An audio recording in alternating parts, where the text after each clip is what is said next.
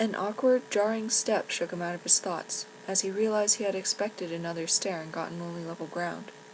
The first thing that struck him as he came back to the present was the smell. It was vaguely familiar, in a way, like a forest late into the autumn when all the leaves had fallen from the trees and the deepest layers had begun to rot. He passed 2 or 3 empty cells before reaching the only populated one, and he almost missed it because their prisoner, Alesh, he reminded himself, not just some nameless creature they had caged, had withered away to little more than a small, faded mass huddled into the farthest corner, knees pulled up close and arms wrapped tightly around them.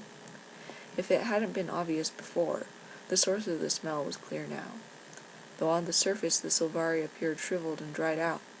Where the outermost leaves cracked and split, the flesh beneath had a wet, unhealthy sheen and was covered in small bluish pustules.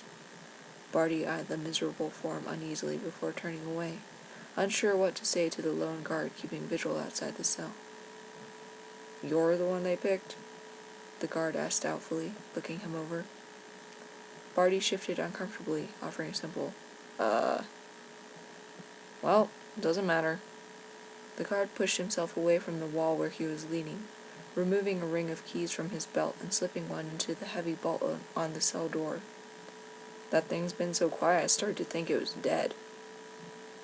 Barty turned back to Lesh as the guard turned the key in the lock, and with a start found himself staring straight into a pair of wide blue eyes, slitted pupils pinned on him through a mess of graying leaves. Those eyes had been unsettling at the best of times. Now, the only clear sign of life in what appeared little more than a wasted husk, they were downright disturbing.